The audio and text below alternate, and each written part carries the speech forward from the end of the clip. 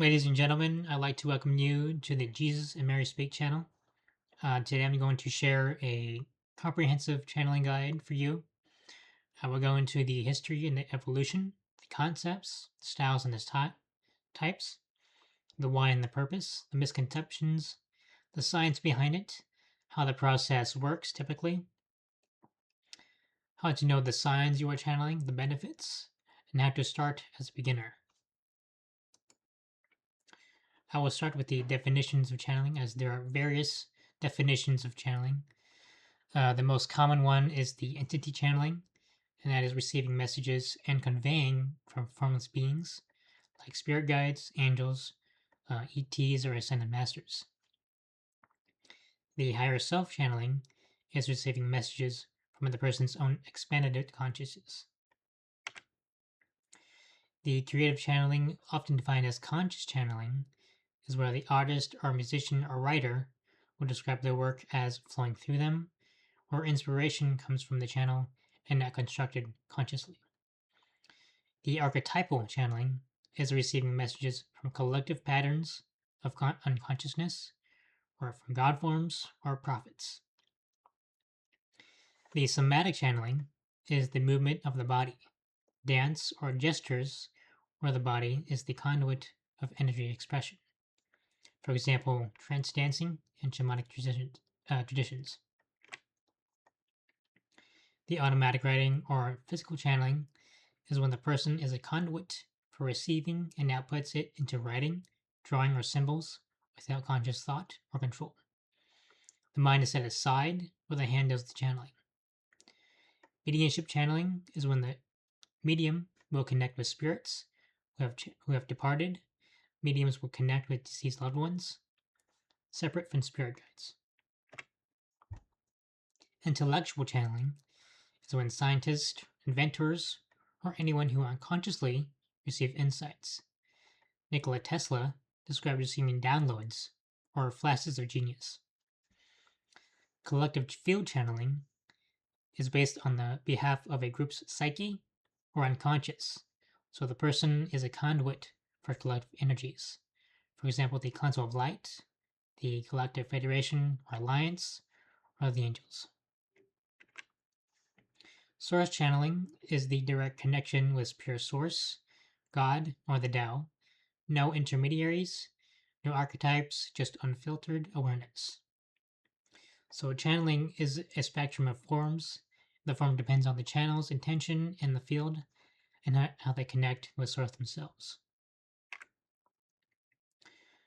I will also get into the history of channeling, which is the shamanic traditions that go back to the first humans 30,000 years ago, where it may have been believed that they enter trance states with drumming, dancing, plants, or fasting.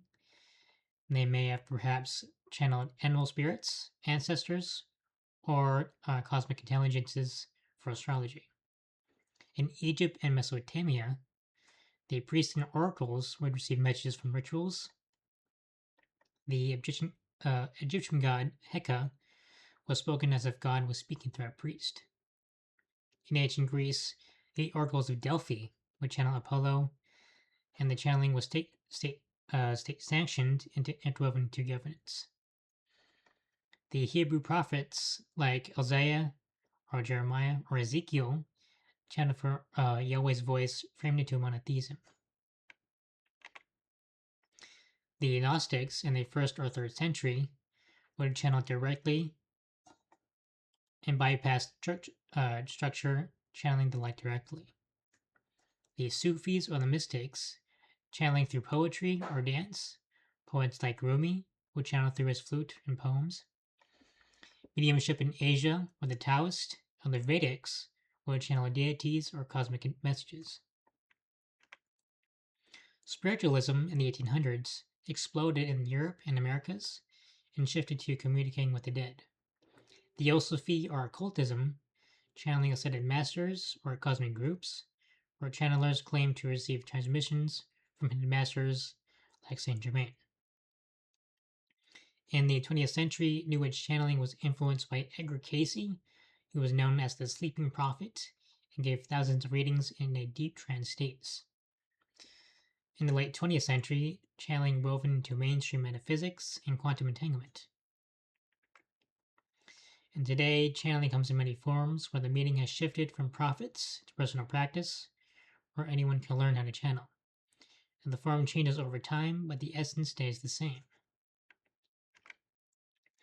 As for Edgar Casey, he discovered as a young boy that he could enter trance states and allow the knowledge to flow through him. He has over 14,000 documents or readings with self-induced trance and answering questions to clients.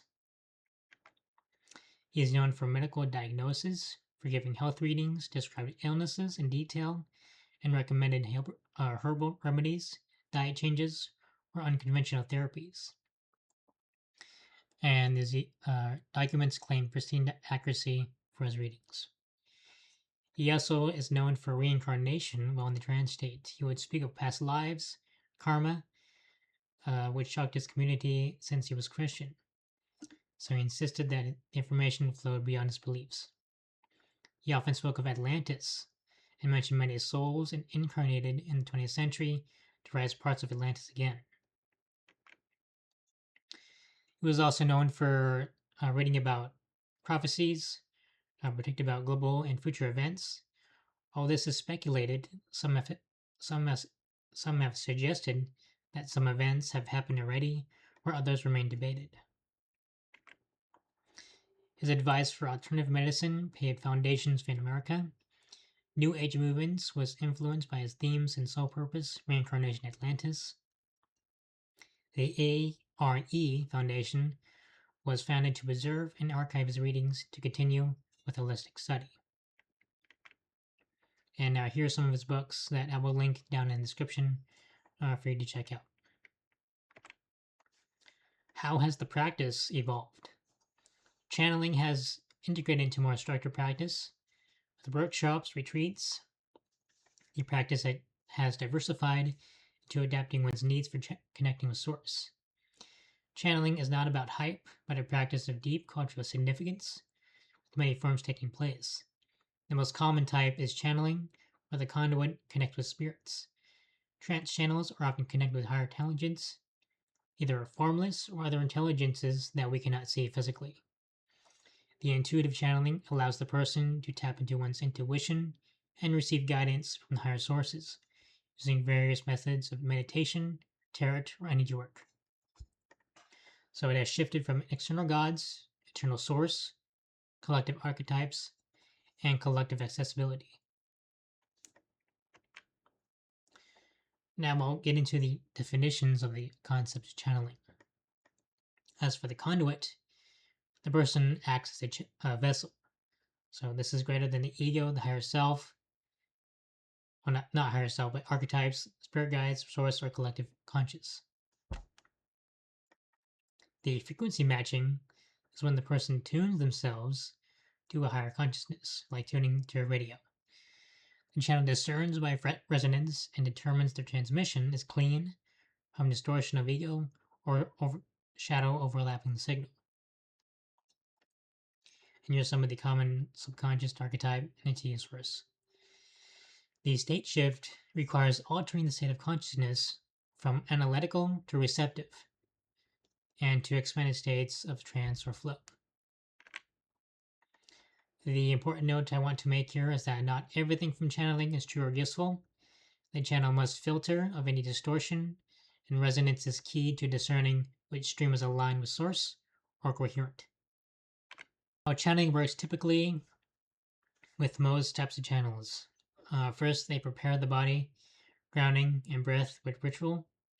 They set the intention to only channel what is aligned with source and the highest truth. They relax their body and allow the mind to empty. They expand their awareness through meditation, prayer, or controlled breathing, or creative flow. They let the ego chatter go and allow the transmission to speak or into a creative outlet. The information may come into words, images, or sensations, sounds, or sudden intuitive hits of information. The channel is the translator for shaping energy into human expression. The transmissions may come into speech, art, writing, or moving in flow, any form of expression that depends on the channel.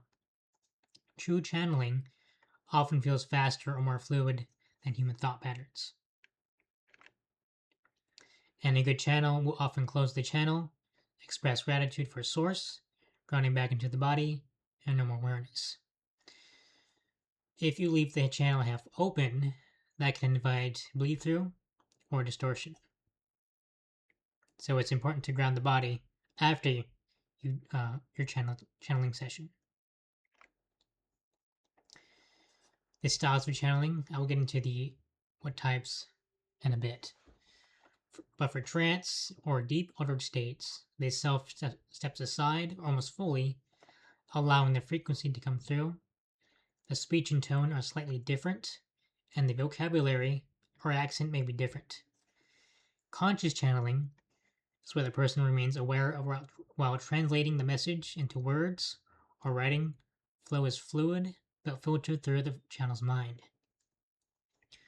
Automatic writing, where words, symbols, or images may emerge without conscious planning. And speaking can flow, where speech and teaching that is spontaneous, given to the channel, and then constructed. Dreams or visions, messages received through dreams, or meditative imagery that carries a particular message. The embodied performance, or dance ritual movements. Sound making, for direct expressing of energy. Silent channeling is when information that is received as intuitive knowing, not spoken or written, but integrated directly to self, often described as downloads. And the types of channeling of what's coming through, whether it's the higher self, spirit guide entities, mediumship of the deceased, or the archetypes. Whether it's source, or whether you're channeling through creative outlets like music, art, poetry, somatic movements, dance, sounds, or the energy expressed through the body. So styles are how you translate, and the types are what you tune into. Channeling comes in many different forms depending on the person's preferences. So why do people channel? Well, for one, is the connection to the beyond, or enhances spiritual growth by linking with source, guides, and ancestors, archetypal figures, where they are bridge between the visible and the invisible. Seeking guidance and wisdom, receiving answers beyond rational thought for healing, life purpose, and spiritual growth. Healing and service for others can help heal, provide insight and comfort. This turns the channel into a conduit for help. Any creative or describe the work as coming through them, or channeling has the same principle, allowing the streams of creation without conscious planning. Union and evolution, where they dissolve the feeling of separation from loved ones or source, and providing insights on inner growth and integrating the shadow. So what is the purpose of channeling? On the individual level, you can activate your PSI abilities and intuition, self-discovery, awareness, and beyond self and time. On the collective level, it can bring about teachings, wisdom beyond conventional thought, guides humanity through transitions. Channels can serve as a mirror for collective unconsciousness, where they will resonate with the feelings of many but can't quite articulate. On the esoteric level, channeling can be used for training for discernment or sovereignty, know which voices serve truth or distortion, and the main purpose is to not rely on voices but direct connection with source itself. Now we'll go into the misconceptions of channeling, and I list a lot on here. So the first one is channeling is dangerous. Many people fear of opening yourself to something harmful or negative. It is absolutely safe if you know how to do it right. So with proper grounding, intentions, and training, you can ensure that you are only receiving from the highest truth and source from love, from source energies. Channeling is only for the gifted. Channeling occurs naturally whether you become aware of it or not.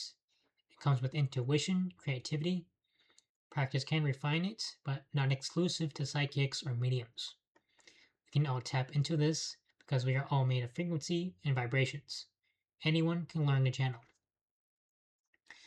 The channeling needs to be 100% accurate. So a channeling is like any other skill that is out there. There is no pressure to be perfect or get every message right. The messages are filtered through the channel's mind, language, and bias. Discernment is always required, and it's all about resonance and coherence. Channeling requires a deep state, a deep trance. While channeling does require an altered state, not every method does. So you can be completely aware unconscious, and it's all about the information flowing through you, not from you. So it is simpler than you think. Channeling is anti-religious or considered demonic. So many believe that channeling conflicts with certain religious beliefs. It is not tied to any one religion. It is a universal practice that is accessible to anyone who seeks direct connection with Source. Your family won't accept you. Many who channel fear their abilities will conflict with family values.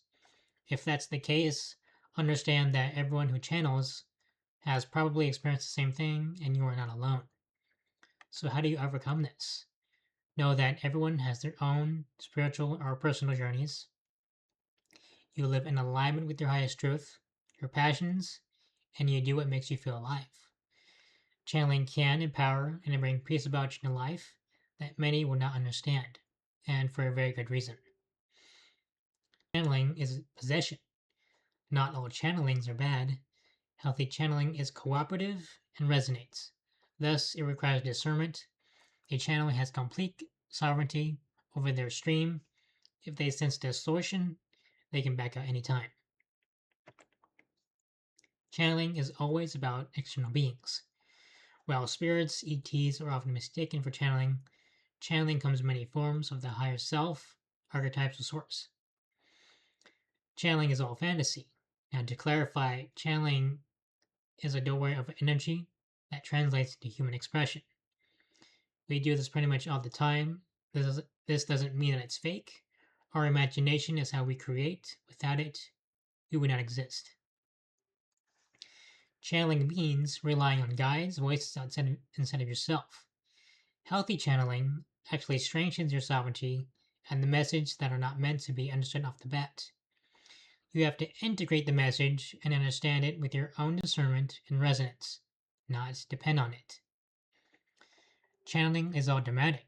While some channeling does require trance voices, accents, or exotic body movement, the majority of channels will remain calm and conscious. Transmissions are received as subtle inner knowings or intuition. Channeling is only verbal, where channeling comes in many forms, to writing, art, music, or body movements, or inventions. Channeling is all about predicting the future. So the main purpose of channeling is all about guidance, alignment, and healing, not fortune telling, but that entirely depends on the channel themselves and what they are tapping into. Channeling is all about escapism. We all channel in some shape or form. It allows us to bring wisdom into the present.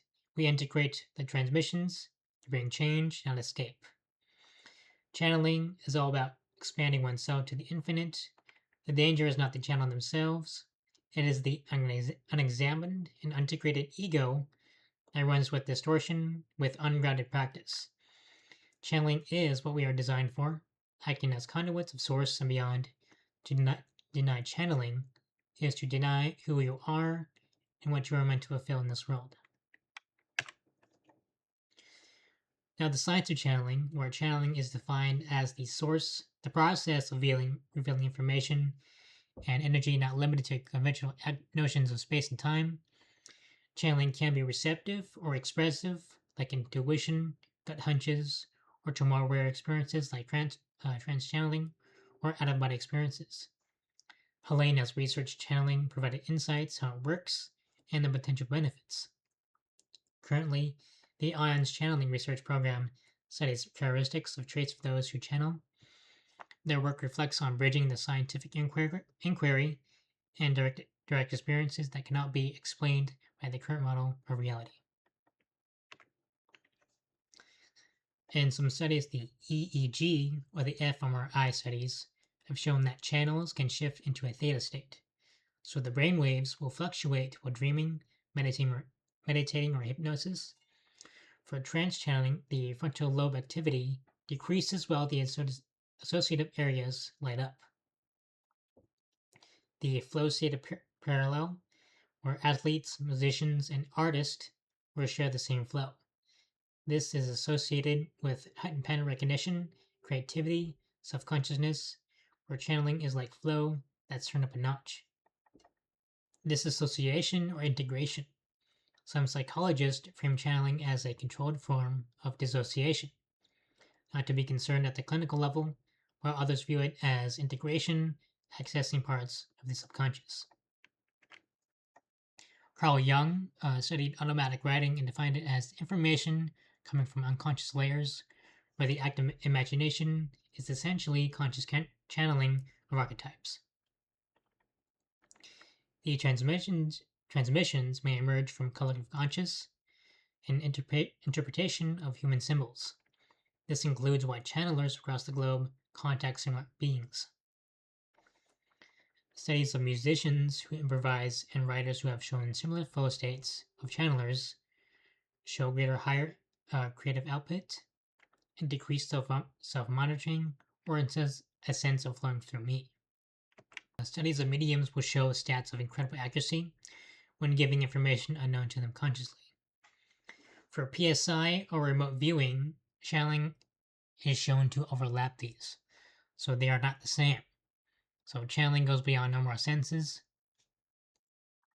On the fringe of science, on the resonance model, channeling can be explained as tuning the body like a receiver to a frequency, similar to tuning to a radio station. On the quantum model, some theorize that the consciousness interacts with the quantum fields, allowing the transmissions to move from non-local sources. As of today, science is beginning to merge with quantum entanglement, while not having the vocab to explain it, but the patterns are present. Channeling can alter brain states, tap into unconscious or distant locations. Channeling is observed as flow, creativity, but with layers of definitions, defined as adjusting the frequency of a biological antenna, attuning to fields beyond the original self. And for that, I will link her book in the description down below. So how should the process of channeling should be? Well, any good channeler should have the intention and invocation prayers, the grounding technique or meditation, setting the thinking mind aside, establishing energetic boundaries, calling in spirit guides, and discernment while receiving guidance, and ending the transmission with gratitude. When preparing the body, they quiet the body, relax, sit or lie down, they ground with deep breathing, and they set the intention to channel only what is aligned with Source and the highest truth and love. When they shift their mind, they open the door. So that means they are tuning into an altered state with deep breathing, eyes closed or open, with meditation or binaural beats. They let the ego chatter quiet down and expand awareness. And as they do this, your brain will shift to a theta state where it is receptive. When inviting, you are tuning your frequency to call in Source, God, spirit guides, or higher self. You are aligning with resonance and attuning like a radio dial. Do not force your way to connect. When you are receiving, you are letting the flow arrive. So information may appear as words, spoken aloud or written. Images, visions, or symbols may appear in your mind. You may feel body sensations like chills or warmth. You may get sudden knowings, known as downloads. The key here is not to judge the message. Let it arrive unfiltered. Give it a form. So whether it be through speaking, writing, dance, Let the current flow through you. Stay open and present, and empty the mind and stay steady. When you are discerning, you are filtering by resonance. So feel into the message and ask, does this align with love, coherence, and truth? If it is fear driven, incoherent, manipulative, release it as distortion. When you close the channel, you are thanking the source or stream, and you set the intention to close the connection, or the channel is now sealed. When you ground the body, you breathe deeply, place your hands on the body, and return to normal awareness. After channeling, those who trance channel may have little memory of the session. Others can be conscious and translate expressions at the moment. Altered or unaltered states are all valid. So it is all about resonance, not performance. How to know if you are channeling? One is you are flowing without effort, so the transmissions may arrive much faster than normal thinking. It doesn't feel like you're making it up, it arrives as it is. You may receive surprising information like insights or knowledge without conscious thought. Phrases may feel wiser or symbolic than usual. You may experience a change of tone, where your voice either eternal or spoken, your vocab, your energy feels different than your own. Tone can be described as symbolic, poetic, brief, or formal.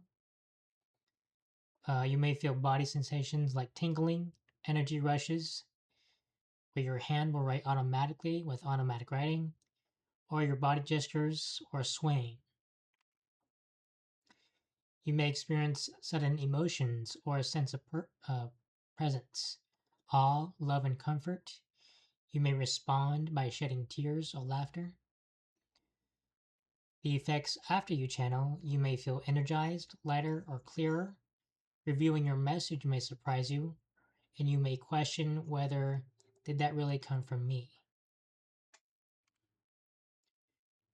How to use discernment and what to watch out for. So if messages are ego-flattering, ego-driven, or manipulative, it's noise, so that is considered distortion. If you are feeling drained, that means the connection wasn't clean. Real channeling can leave you nourished and fulfilled, not depleted. Channeling is known to produce incredible works of art. Connecting to the quantum fields allows greater access to unlimited potential. Consistent channeling can strengthen your psychic abilities and connection with spirit. Connecting with energy becomes effortless. Channeling can give you a sense of peace and calm. Receiving higher frequencies can heal the past, present emotions of the self. Channelers can receive a clear perspective on life and current challenges. You'll start to see situations clearly and take steps to improve or change. Channeling can empower you to take big steps forward and strengthen sovereignty to be more responsible in your decision making. Channeling also helps you build a direct connection with Source or God. How to start channeling? Well, that all depends on what medium you align with. So, with writing, speaking, art, dance, creating, or inventing. For complete beginners, it's quite simple. The first step is to ground yourself, breathing deeply and slowly. Visualize roots from your feet into the earth. This will stabilize you. You set the intention to open only to Source, align with truth and the highest love. This will be your firewall and ensures any protection against static or lower frequencies. The third step is to shift your current state. So you breathe with rhythm, meditate for 10 minutes, soften your gaze, allow the analytical mind to quiet down so you are open to receive. For writing, choose a notebook for long term. Think of questions that are expansive, No yes or no questions, no could I, should I, or would I. Let the words flow without editing or judgment. If you are speaking, you may use a recording device and speak whatever comes. For art, let your hand move without limitation, symbols, or constructs may emerge. Begin with 5 to 10 minute sessions and gradually increase as you feel comfortable. You are to ask simple questions like, what can you tell me today? Or what can I do today? Do not expect full dialogues from the start. With consistency, strengthens the channel. When you are observing, take notice of any words that flow faster than usual speech. You may feel feelings of peace, warmth, or surprise may emerge. When you are sealing the channel, you are thanking the source. You either think or say, my channel is now closed, and you ground yourself by touching your body or surface. You eat or drink something, and you bring yourself back to normal consciousness. Here's a few helpful tips for beginners. Before you channel, start with guided meditations to acquaint yourself with your higher self. Daily journaling can help you distinguish when the voice shifts from you to through you. And for that, automatic writing is the most easiest way to start, and the same concept of channeling applies here. Channeling is like learning a new language, and it may feel awkward at first, but with practice, you will be more fluent and flow more easily. Do not treat this as summoning spirits or beings, but as learning to hear the waves of the self and source. Grounding and intention are most important for the practice to be safe, clear, and expansive. Do not review your message right after your session. Give it time and let the vibrations go back to normal. When you are reviewing your message, avoid blind acceptance and filter through discernment. At first glance, it may sound like your own thought patterns, and that is natural. Over time, you will start to notice a different tone than yours. And for that, in my next video, I will do a 101 on automatic writing and how to get started as a beginner. And I will see you on the next one.